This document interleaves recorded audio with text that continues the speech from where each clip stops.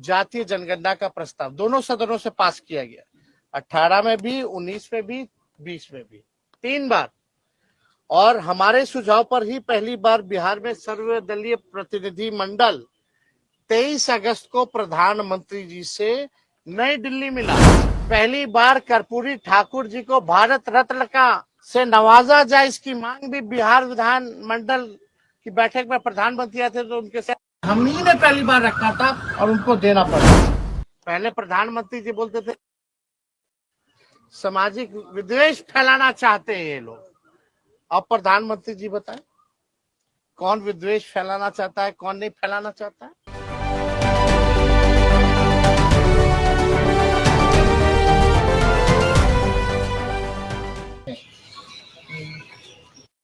UPA की सरकार ने 2011 में जो है, हम लोगों ने 2010 में लगातार मांग की थी, जिसमें मुलायम सिंह जी भी थे, शरद जी भी थे। तो उस समय जो है ये हुआ था।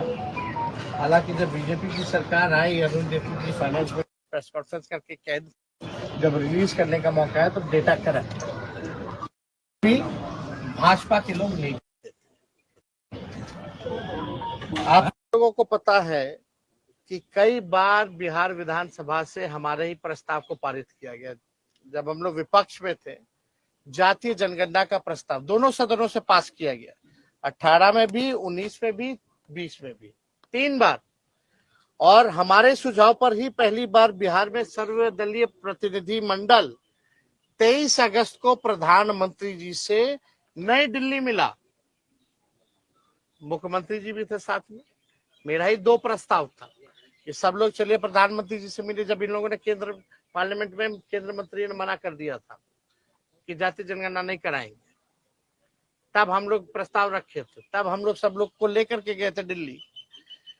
और उससे पहले 3 बार तो हम लोग दोनों हाउसों में, लेजिस्लेटिव असेंबली में भी और लेजिस्लेटिव काउंसिल में भी, हम लोगों ने 3 बार सर्वदलीय प्रस्ताव जो है पारित किए करके भेजा था। प्रधानमंत्री जी उस समय भी मना कर दिए। तभी मेरा दूसरा प्रस्ताव था, अगर नहीं कराना है तो राज्य सरकार अपने बलबूते कराएगी।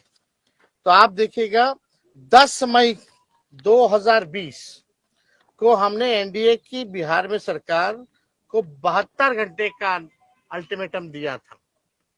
उस समय आप लोगों को याद होगा, 72 घंटे का जो है हमने अल्टीमेटम दिया था कि भाई जब केंद्र सरकार ने मना कर दिया तो राज्य सरकार क्यों देरी कर रही है। तो 24 घंटे के अंदर ही हमको जो है बुला लिया गया और हम सीएम से भी उस समय मिले थे। ये बिजनेस स्टैंडर्ड का जो है आर्टिकल है। और 11 मई 2022 का Tejashwi Yadav meets Bihar CM, Nitish says caste based census assured. इसके बाद हम लोगों ने जो है 11 मई को मुख्यमंत्री से मुलाकात की, क्योंकि 24 को बुला लिया, घंटे का अल्टीमेटम दिए थे तो। और 1 जून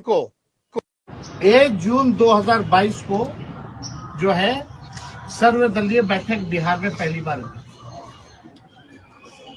तो सारा प्रयास, चाहे राज्य सरकार ने जाति आधारित गणना कराई हो, क्योंकि राज्य सरकार कॉन्स्टिट्यूशन में राज्य सरकार सेंसस नहीं करा सकती, इसलिए हम लोगों ने सर्वे कराया था। Only central government can do census, इसलिए हम लोगों ने सर्वे कराया था ताकि कोई रुकावट ना हो, कोई दिक्कत ना हो।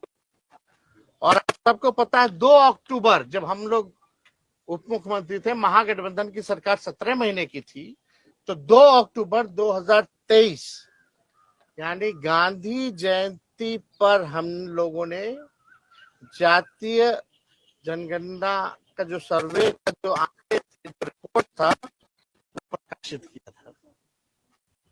हम लोगों की सरकार में हुआ पहले ही बार। हमारे सांसदों ने लगातार जो है केंद्र सरकार से पार्लियामेंट में भी कई बार जो है अलग अलग मौकों पर जातीय जनगणना के बारे में पूछा। पहले प्रधानमंत्री जी बोलते थे सामाजिक विद्वेष फैलाना चाहते हैं ये लोग। अब प्रधानमंत्री जी बताएं कौन विद्वेष फैलाना चाहता है, कौन नहीं फैलाना चाहता है। करना वही पड़ा जो हम लोग कराना चाहते थे। ये हम लोगों की ताकत है कि ये काम जो है इन लोगों को करना पड़ा है। अब विश्लेषण इसका होता रहेगा कि भाई बिहार चुनाव को देखते हुए किया जा रहा है या कुछ भी किया जा रहा है। पहली बार कर्पूरी ठाकुर जी को भारत रत्न का से नवाजा जाए, इसकी मांग भी बिहार विधानमंडल की बैठक में प्रधानमंत्री आए थे तो उनके साथ हम ही ने पहली बार रखा था और उनको देना पड़ा था। लेकिन जब हम लोगों ने आरक्षण बढ़ाया, केवल रिपोर्ट आ जाए, आप उस पर काम ना करें तो कैसे चलेगा। तो बिहार सरकार अब तक क्या कर रही है, इस रिपोर्ट पर पहली बार जब सर्वे हुआ बिहार में, उसके बाद पहला बजट की सरकार में अभी कुछ दिन पहले, क्या उस सर्वे का कुछ भी डेटा के हिसाब से बजट में प्रावधान किया गया या बजट बना? नंबर एक सवाल नीतीश जी बताएं, क्यों नहीं उपयोग किया गया? जो शेड्यूल 9 में जो हमारा आरक्षण जो 65% हम लोगों ने बढ़ाया था 17 महीने की सरकार ने, महागठबंधन ने, उस आरक्षण को शेड्यूल 9 में भाजपा के लोगों ने क्यों नहीं रखा? अभी भी हमारी मांग है कि एक दिन विधानसभा चालू कर दीजिए, पार्लियामेंट एक दिन का ऑन कर दीजिए, 65% या 75% करके लाइए। आज हम लोग सब लोग मिलकर पास करते हैं और यहाँ से हम लोग भेजते थे केंद्र में, और केंद्र सरकार जो है उसको शेड्यूल 9 में उसी दिन डाल दे। क्या ये करेगी? क्या मोदी जी करेंगे? क्या ये नीतीश कुमार जी करेंगे? करना तो पड़ेगा ही, एक ना एक तो इनको करना पड़ेगा। अब सोचिए, लालू जी की दुर्दशा को देखिए कि भाई 30 साल पहले 96 में जो फैसला लिया गया, आज मोदी जी को अमल करना पड़ता है। तो हम लोग चाहते हैं और अगली हमारी लड़ाई होगी, एक तो हम लोग देख रहे कि कब करा दे, और करा रहे तो रिपोर्ट का ही लोग क्या कर रहे हैं। और हमारी अगली लड़ाई होगी कि जिस हिसाब से दलित आदिवासी भाइयों का पार्लियामेंट के चुनाव में या स्टेट के विधानसभा के चुनाव में सीटें आरक्षित हैं, उसी हिसाब से हमारी सबसे बड़ी लड़ाई होगी कि पिछड़ा समाज, अति पिछड़ा समाज के लिए भी पार्लियामेंट के चुनाव में, विधानसभा के चुनाव में सीटें आरक्षित हो। और ये करवा करके ही हम लोग दम जो है लेने का काम करेंगे, और किसी भी कीमत पे इससे हम लोग कॉम्प्रोमाइज नहीं करेंगे। इसकी हिस्सेदारी है, उस हिसाब से लोगों को उनको मान सम्मान जो है, जगह जो है मिलनी चाहिए। तो मेरा सबसे बड़ा सवाल कि शेड्यूल 9 में क्यों भाजपा के लोगों ने अब तक लटका रखा? नया प्रपोजल लाए, हम लोग पास करते हैं। दूसरा सवाल कि बिहार का जो सर्वे आया जाति जनगणना का, तो एनडीए की सरकार ने उसके अनुरूप बजट जो है क्यों नहीं बनाया?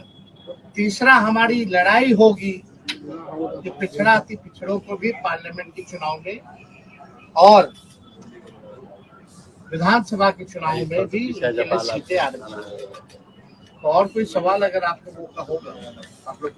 सर 1990 से लालू जी की लड़ाई लड़ रहे हैं, शरद यादव जी नहीं रहे, रामविलास जी की आवाज उठाई, पुरखों की जीत है, ये हम लोगों के पुरखों की जीत है, ये समाजवादी नेताओं की जीत है, समाजवाद की जीत सर सामने ने लगातार जो है हमारे नेताओं ने समय समय पर इसकी लड़ाई, चाहे सड़क हो, सदन हो या कोर्ट कचहरी हो, और आज भी मजबूती के साथ हम लोग लड़ रहे हैं। और हमारे एजेंडे पर ही भाजपा के और एनडीए के लोगों को नाचना पड़ रहा है। ये तो जीत हुई है, लेकिन अभी देखते हैं कि खाली बिहार चुनाव के लिए सब गुस्सा तो थोड़ा है कि वाकई में ये करा रहे हैं तो रिपोर्ट का कचरे के ढेर में तो नहीं फेंक रहे हैं। तो हमारी नजर हर एक चीज पे